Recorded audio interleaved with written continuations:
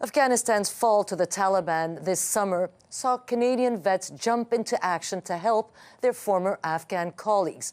So how do we look back on Canada's mission to Afghanistan in light of the West's perceived failure there? Let's bring in a couple of guests who have been on the ground in Afghanistan and who have continued the crucial work to help bring stranded Afghan interpreters to safety. Joining me now is retired Major General David Fraser, the former commander of NATO forces in southern Afghanistan, and former Afghan interpreter Ahmad Sayed, who came to Canada with his family in 2013. Nice to have you both. Welcome to Power Play. Glad to see you both. Retired Major General Fraser, maybe I'll start with you. As a veteran, what does Remembrance Day, or what did it mean to you today? Well, I'll go to Remembrance Day every year, but on the 20th anniversary of the attack of 9/11, literally on the fall of Afghanistan in the same year, this was a particularly poignant parade for me. I lost 4 of my own soldiers, 35 Canadians died while I was in command, 79 coalition soldiers. There's not a day that goes by that I don't think of them. And so today, in particular, was a very poignant day and a lot of outreach to former colleagues and whatnot. And it's just a really sad day and something that we should think about all the time. But there are some things we can be encouraged about, and that's educating Afghans, including millions of girls, which you can't take away and the Taliban can't take away. But I'm wondering, General, if this day feels different than past years due to the West's hasty departure from Afghanistan. I mean, you were there, you were watching, what's happening, you're hearing from these interpreters. I'm wondering if you feel some sort of frustration or anger, as well as the grief. Well, it's this year, because of what's happening in Afghanistan, it's opened up a lot of wounds, a lot of scars have been sort of reopened, and talking to a lot of veterans. I mean, it's just been gut-wrenching to see what's happened over there. And then, a number of 2 other retired generals and a number of different volunteers, including Veterans Transition Network and Laura, amongst others.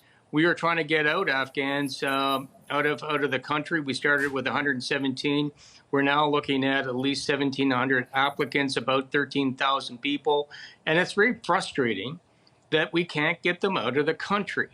And, we applaud what the government did with the airlift. But since the airlift, we've only gotten out about 300 by land and about 100 by air means.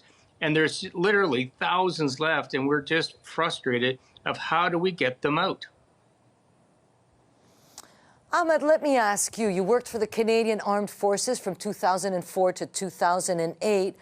Can you talk to us a little bit about the bonds you formed with the Canadian soldiers over there that you worked with? Thank you very much. I do appreciate you giving me time to talk with you. And I welcome Mr. General Fraser. Thank you so much.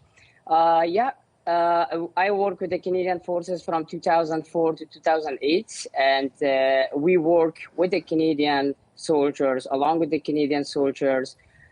We did the missions together. Like General Fraser said, I'm very frustrated. The process for our families, for our extended families, for our parents and siblings is kind of stuck.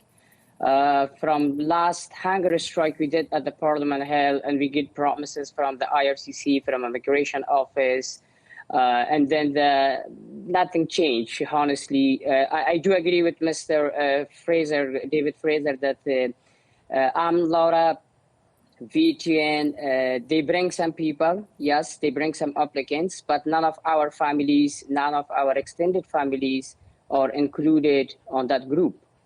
And now this is the time that I call on the government, and I call the Canadian public, that we put everything at the front line, work with the Canadian forces, went to the missions, we give sacrifices. I'm proud of our Canadian heroes. In 11 years mission, we lost 158 soldiers and captains and men and women, and every veterans has been giving sacrifices to bring peace in Afghanistan and bring peace around the world. Yes. But unfortunately, what is happening in Afghanistan right now, I could say that we are sorry that what we did promises to the girls and we educate them in 20 years and we build a lot, we bring peace in the country, but right now everything is gone in a matter of a week or a month. But at least Yes, it must be. It must be very I'm sorry, frustrated, go ahead. honestly. Yes, it must be very frustrated. I can imagine. I can imagine that, Ahmad Sayed, that it is, difficult to watch this, especially for those of you who have fought and worked there.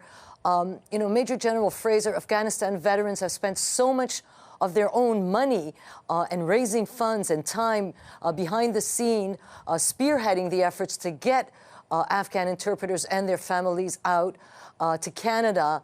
Are you surprised that the government hasn't been able to do at least as much as you have been able to do since the Taliban took over?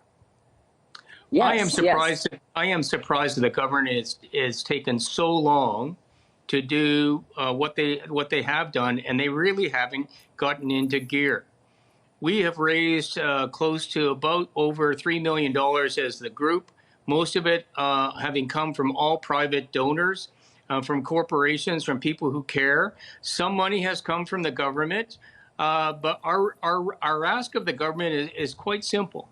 IRCC has got to streamline the process, make it easy for the people, provide the visas and the documentation so they can get out of the country, go to a third-party location, do all the due diligence that we all as Canadians would expect to be done there when they're out of harm's way. Secondly is fund Canadian-based NGOs so that they can get air charters or commercial airlines and get them out of the country.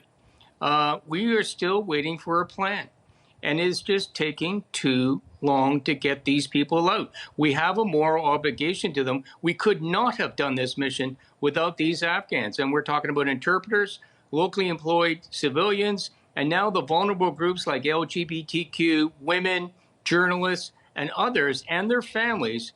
We owe it to them to get them out. And sadly, Major General, I don't think your battle is quite over. Retired Major General David Fraser and Ahmad Sayed, thanks so much for being there. And thanks, both of you, for your service. Thank you very much.